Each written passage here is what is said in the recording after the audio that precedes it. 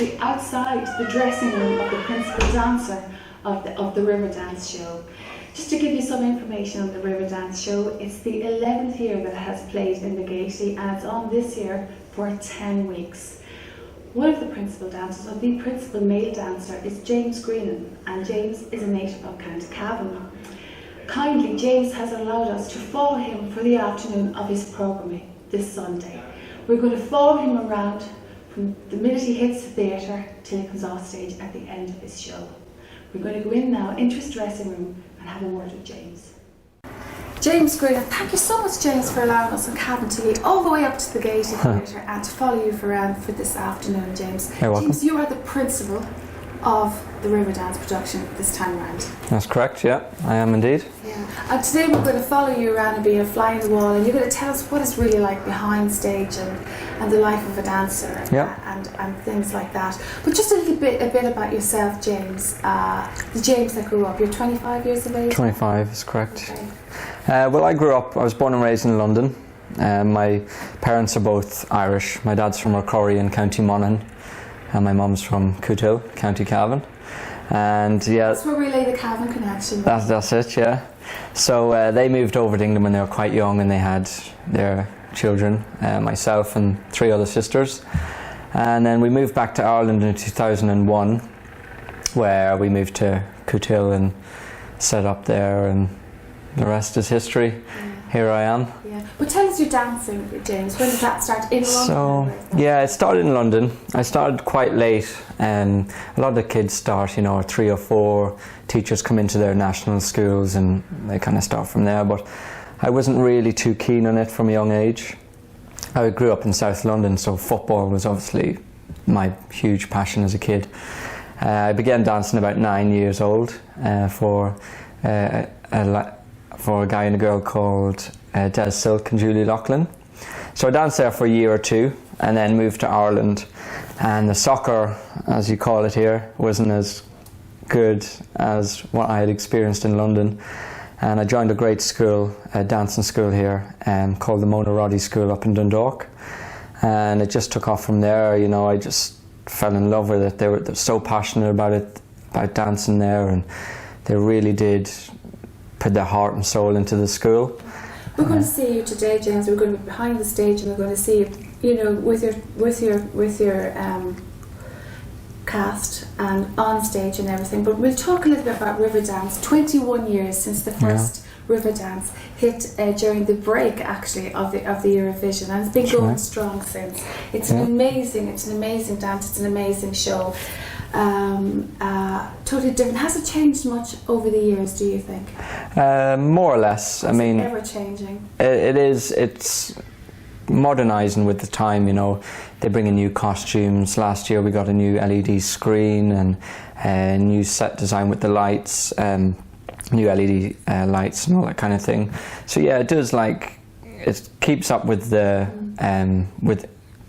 modern times, but it still has that authenticity. The music is still the original, a lot of the original choreography there, and what you saw 20 years ago is pretty much what you will see today. Yeah, and one thing we all know is it's still holding that magic of when the audience just go and see it, the magic of it. It is, yeah. You're going to show us some of that magic today. What's a day in the life of the dancer? I see you're trying to have your lunch there, so tell us your snack now before you go on stage. For instance, what are you eating? Well, I'm quite a health freak. I like to eat well and keep fit. It just makes my job a lot easier. So here I just have some sweet potato, some chicken and veg. It's basically it's about 3 hours before the show, so it's good to get some good carbs in and get that energy, because you really do need a lot of energy for this. It's so high intensity training. As we will see, yeah.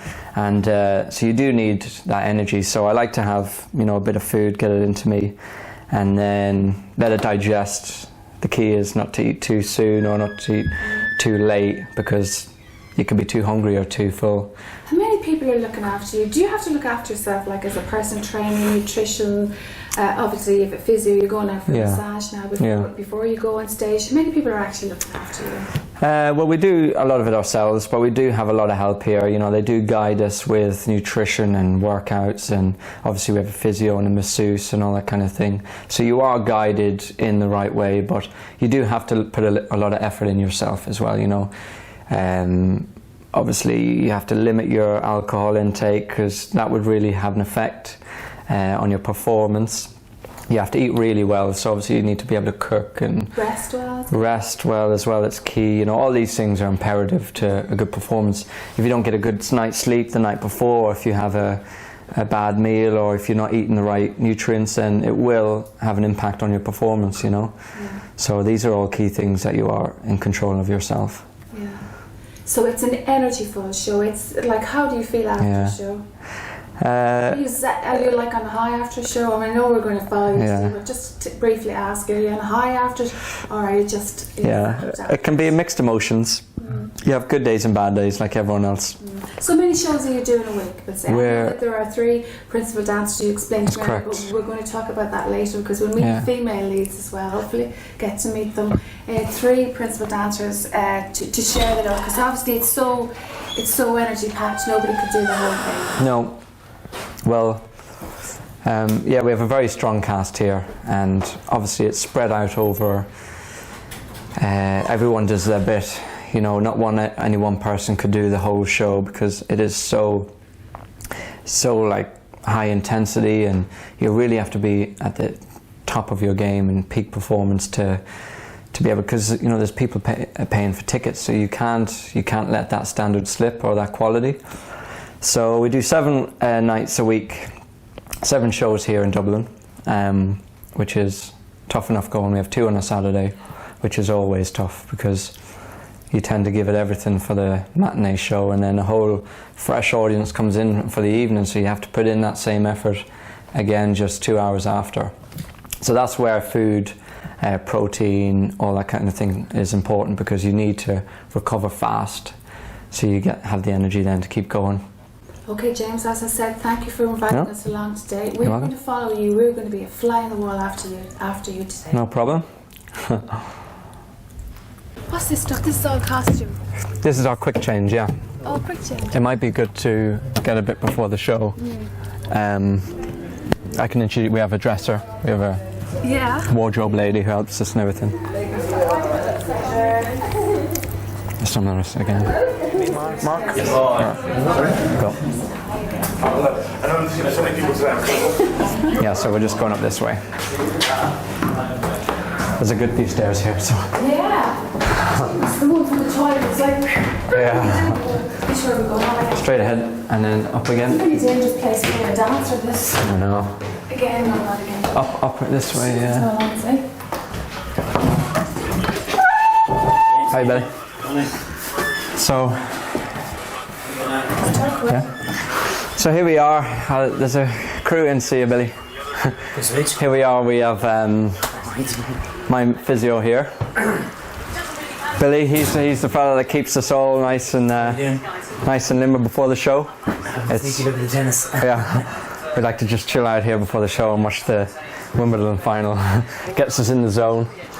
But yeah, Billy keeps us in good shape here before every performance. We get a half-hour massage and does all sorts, needles,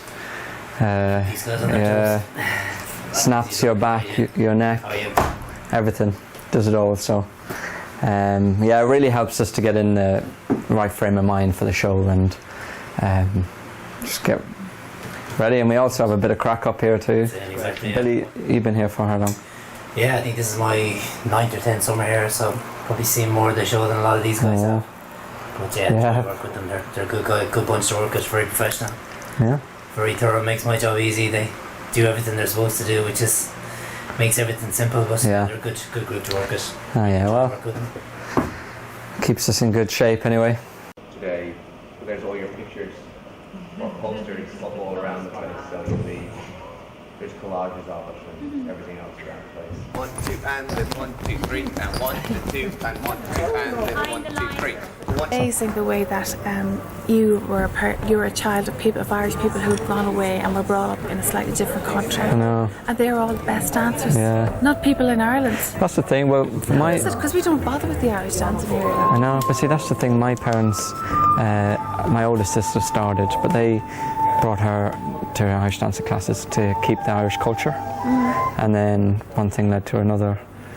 But that's why they did it. So when we were in England, they would hold on to that Irish and the Irish community that was over there, and it just kind of stemmed from there. That's why like people abroad are much better at holding on to the culture. Probably, because they're yeah. away and they go out there and learn it, whereas people at home think, oh, we can get Irish you dancing take it for anyway. granted. They Yeah. take it for granted. Yeah, it's true. In America, Australia, it's That's where huge. Mark Flatley came from. Yeah, America, it's huge now, like England, and a lot of Eastern Europe and Russia and China are really big into it now as well. So, you know, it's a young art form compared to ballet and the likes of, you know, they've been going for hundreds of years and like for as long as you can remember, whereas our Irish dancing is still evolving.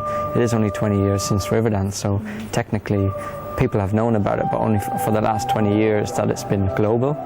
So it's still really young and evolving. And maybe you do a little explanation on the summer school as well there when you're talking to Yeah. So this is the summer, you're rehearsing there or doing go-to routines for the summer school.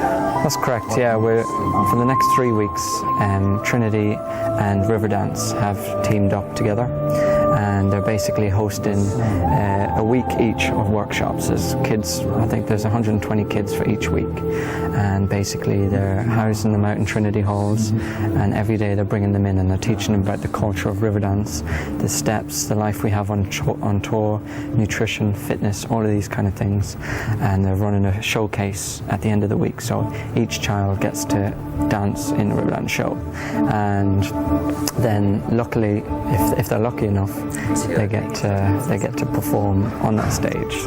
Porrick, you are the Associate Director of Riverdance. That's correct. After dancing in the show for the last 17 years, I've transitioned to the other side, and I'm now taking on the role of Associate Director, which is a terrific challenge and a great transition for me. Okay, we were speaking earlier about the phenomenon of Riverdance and how it all started 21 years ago, and I think you put it quite well. Well, yeah, I mean, I wasn't in Riverdance when it originally began back in 1994 with the Eurovision Song Contest, but I do remember seeing it. I was probably about 16 at the time, and for me it wasn't just about Irish dancing on the stage, it was a performance. And I think that's what really captivated me about Riverdance back then, was seeing Irish dancing as a true performance. And when I joined it, I loved being a performer, but that's when I really began to fall in love with dance. The combination or the collaboration of performance and dance together, which Riverdance just does so well. Yeah, what is it about Riverdance that just captivates people, that just gobsmacks people, as they say in Ireland, makes the hair stand up on the back of their neck? Is it the the dance routines, or is it the way the drama of it on stage, or what is it? Well, I think it's a combination of the music and the choreography and the direction all coming together. I mean, you don't have a phenomenon like this without collaboration. When you have a producer and a director, all the dancers, the composer, the lighting designer, the costume designer, they all have to come together, leave their egos at the door and work together as a team. And that's really how the magic of Riverdance has come about. And then instilling a culture in the dancers and the workers, whether it's crew or performers that come in the door, have to understand the culture. And that's what keeps the show going today. 20 years on, people would argue that the show is actually better today than it was 20 years ago. Yeah, so we're just saying in the 21 years since that first time it was on stage in the Eurovision Song Contest, it has moved with the times, as we were talking with James earlier, but still it has not lost the magic. The culture is there, the dynamic is there, the music is there, and the people and the audiences are there. And that once again comes down to everybody understanding the role within the show. And all those dancers that come from a competitive background that could walk in here saying they're world champions or saying that they're the best at this or the best at that, but they don't. They walk in here, they understand that they're a part of a team with an unbelievable goal to be better every single night. And they understand that every night they go out there, it could be somebody's first time to see this show. So the company mantra, or the saying that we have before we go on that stage, is every night is opening night. And tonight you need to be better than you were last night. That's part of the magic, isn't it? It is, and the dancers deliver that. Yeah. They have a great sense of pride and self-belief in themselves and themselves as a team. And they go out there every single night, and there's never a night that I've watched this show since I've taken on this role that I haven't been proud of every single one of them that are up there. It seems like they give it 100% every single night, and they seem to be getting fitter and stronger and more lean and more athletic every time people come to the show. It's what they seem to comment on. Okay, that's going to take us now to your summer school, and that's what you were doing out on stage earlier. You were, putting the leads through their paces. You are passing all the culture to people from all over the world. They're coming here to learn and get a look and get a taste, and actually some of them are actually going to be lucky enough to get on stage with Riverdance. That's How right. about that? I suppose it's a great opportunity for them, and we're in a very privileged position to be able to pass that knowledge on. We have some of the best dancers in the world. I mean, you look at the likes of James Greenan and Emma Warren and Siobhan and John Lonergan and Brendan Doris, and you could just continue to name Callum, and for all those students to get to come in and learn from these guys. And what we're also establishing there is, once again, that culture of being able to pass that pride, that sense of pride, to another generation that will eventually, hopefully, take the stage in years to come, or even by the end of the week. So I think it's a terrific opportunity for all the dancers to come in, but I also think it's a terrific opportunity for the leads here to get to take ownership, to take pride in their work and pass on that knowledge to another generation. Fantastic stuff. And listening to you, Porrick, I have no doubt that the magic and the glory of Riverdance will live on. Thank you so much for speaking to us. Porrick Miles, Executive Director of Riverdance. Thank you. Thank you very much. This is my girlfriend Chloe, and she's also a female principal dancer in the show, which you could say is where our love blossomed. She's also a personal trainer. She does fitness and nutrition classes for most of the cast here. Holds a warm-up every day before the show. Make sure we're all nice and fit and shredded. That's right. And not fat. I joined Riverdance 8 years ago, so I've been touring the world with the show for 8 years. I started dancing when I was 8 years old because I'd seen Riverdance on the TV. Competed for many years, auditioned in 2007, was lucky enough to be chosen. 2, 6 and 10. Like James says, I'm a personal trainer too, so over the years I've done many a workout with a lot of the cast backstage, getting them prepared for the show also. Yeah, I love it, of course, love Riverdance. So here's the cast being put through their paces. They're not sweating yet, but they will be. Harlan, please. Brian, We have John and Darren at the back. a very tough taskmaster, Brendan there. Sarah, Marion and Katie. He's a good Ulster man that keeps us all nice and tight. Okay. So the ages basically range between, let's say, early 30s and early 20s. I'd say the average age is maybe 25, 26. We've all been, this cast has been together for about 2 or 3 years, so we're actually really close friends now at this stage, because we're on the road all the time. We're living together, eating together, working together, and we've just become such a close-knit family now. Sometimes we know too much about each other, which isn't always a good thing. But it's a great group of people and great friends, and the friends that you have for life. I've been doing this routine for 4 years. I've been doing lead in Riverdance, so I know exactly how my body should feel. Because it's the same thing every time. And I know if I'm tired at certain points, then my body is fatigued. I know if I'm getting through the warm-up pretty easy, then I should have a decent enough show. Because sometimes your body just is fatigued, but you still have to go through it. So that's why I find it important to have a routine, so you can just always stick to it. And it'll always get you in the right frame of mind, get you focused before the show.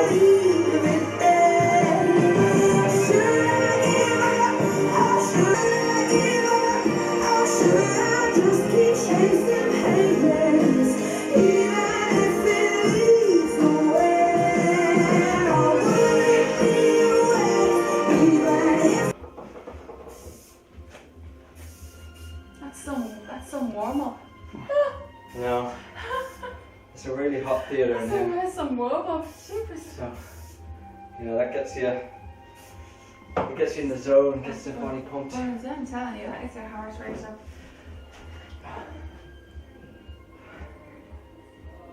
Okay, James, just get really pale stuff and quiet and bring it down to that, you know.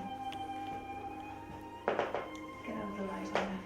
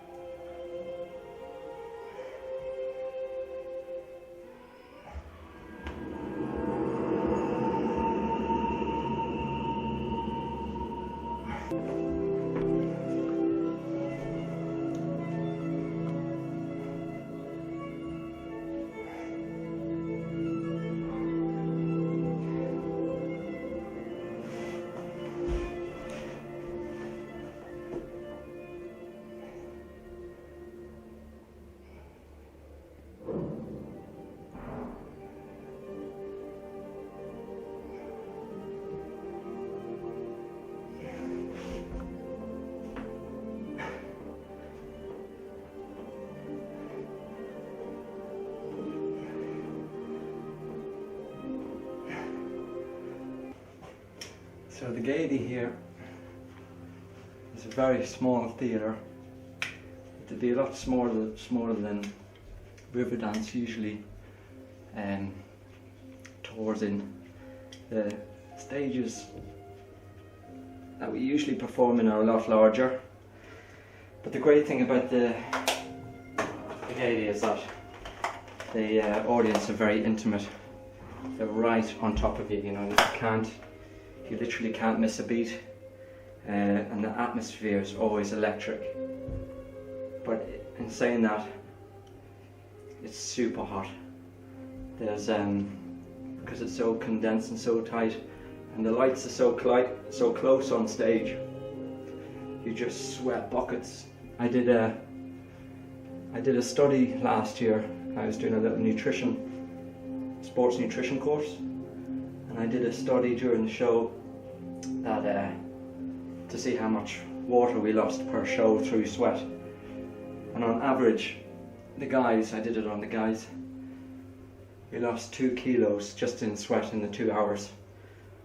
So, well, we lost 3 litres of water, but we drank 1 litre, and 1 litre of water is equal to 1 kilo in mass. So in turn we actually lost 3 kilos, but as we were drinking 1 litre, it took away 1 kilo. So you sweat an awful lot, which means you need loads of food, loads of fluid before you even get in here, because as soon as you get in here, even as you see when we're doing rotations on stage there, you're already sweating. So you could even sweat 1 litre or 2 before the show even starts. And can you get your phone card to stage to set up that camera? Otherwise, now's your last chance. And now we're ready to go. We're ready to hit the stage, get the shoes on, get changed, and perform. I'm going to get a bit me putting my shoes on.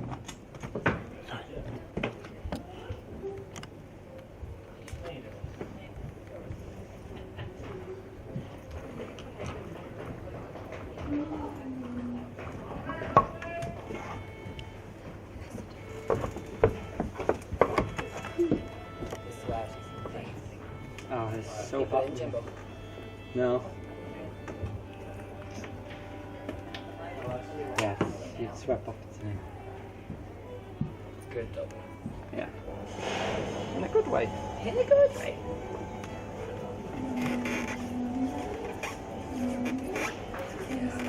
Oh, here it would be a different color.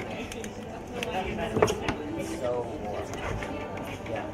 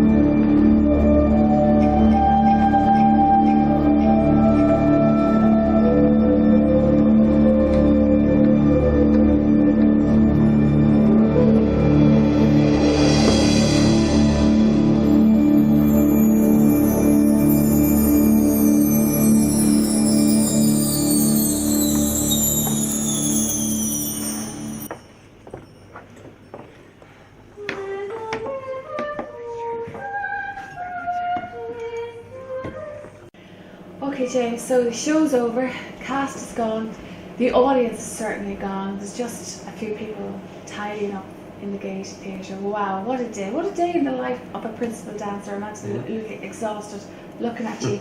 And your warm-up mirror and your stretches before you go on stage. Amazing stuff.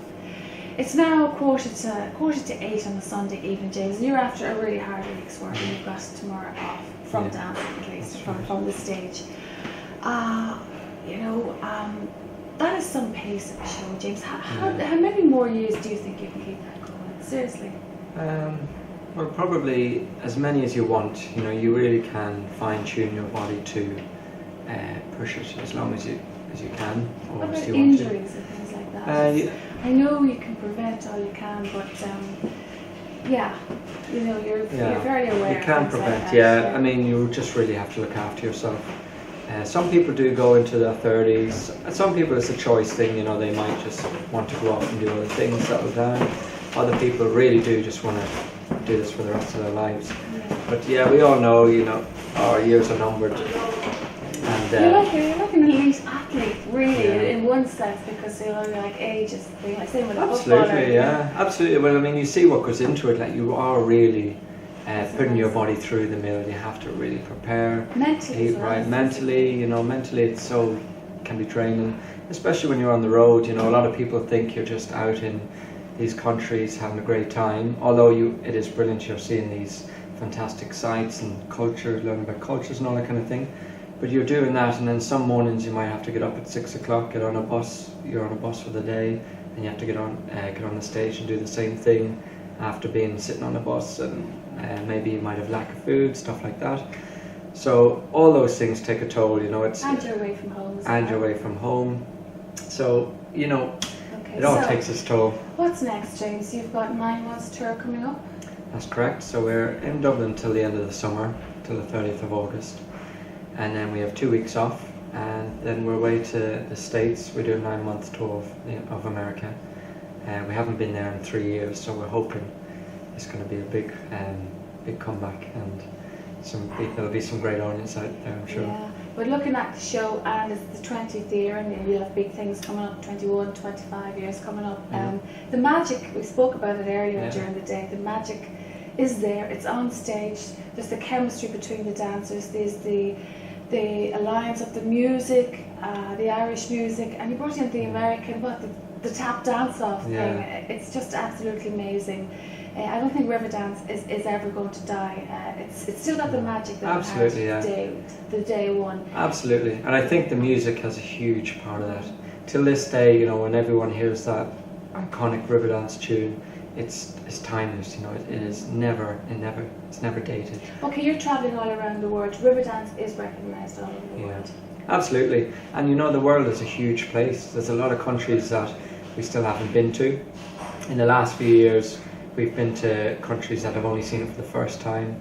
You know, there are a lot of people that still haven't seen it, and you'll be surprised even in Ireland itself, the amount of people that haven't seen Riverdance live. You know, they claim they've seen it on TV and that, but you'd be very surprised, you know. And the world is a big place, and hopefully it'll go for many years to come.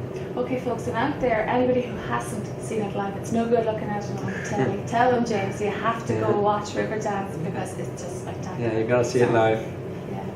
It's different from watching it on YouTube or TV. Absolutely. Emma and James, fantastic stuff. Oh my goodness. Everybody, the audience on their feet at the end there, fantastic stuff. Emma, you were the lead lady this evening. Yes, I was.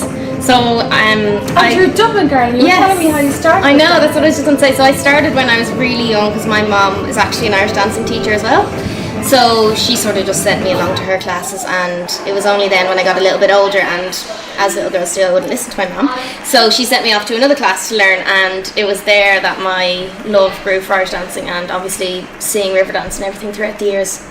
I mean, it was something I never thought I'd be in. It was just something famous that we watched, and then it was only when I became a teenager I heard about auditions and things like that, and that's how I kind of went about getting in. Well done, and tell you were a star on the stage tonight. James, a fantastic night. You smiled all the way through that. Fantastic show, really different second half. I loved the two dances going against each other. What would you call that? The American, what do you call it? The American tap dancing? Yeah, it's called trading taps. It's basically about the style of the American tappers against the Irish traditional Irish dancing. And yeah, they have a bit of fun, a bit of a battle, and then they kind of come together in the end. So it's always... And nobody could pick a winner. No, it's always a favourite. Yeah, it really went down. You have the flamenco dancer as well. That's correct, yeah. And is she really Spanish, that lady? Yeah, she's from Madrid. She's a feisty Yeah, Latino. she is. They often come into the troupe with no English whatsoever, and then they tour with us so long that they, you know, pick up English along the way and become part of our little family on the road. Okay, we don't want to hold you long, guys, because we know you're exhausted after your show and you need to do your cool dance and stuff. So what literally are you going to do next? You're telling me you're going to stand in a bucket I'm of literally ice? going to go stand in a bucket of ice now to try and reverse the effects of pounding the floor for 2 hours. And you, James, Yeah. you have to have your food. Yeah, I'll probably have a shake with all kinds of raw eggs and ginger and spinach and all that kind of thing, just to get the nutrients back in and jump in the ice Rehydrate. bucket as well. Yeah. Okay, so then you go to bed tonight. That's another day's work then, and then tomorrow does it all start again? Do it all again. Yeah, basically do this every day, sometimes twice a day. Fantastic. Well, I guess your love for it, your talent, and the chemistry of Riverdance will never die. What do you think, guys? No, it's timeless, definitely timeless, I think. Well done, guys. You go off and do your thing. And Thank you. You were absolutely brilliant. Thank you.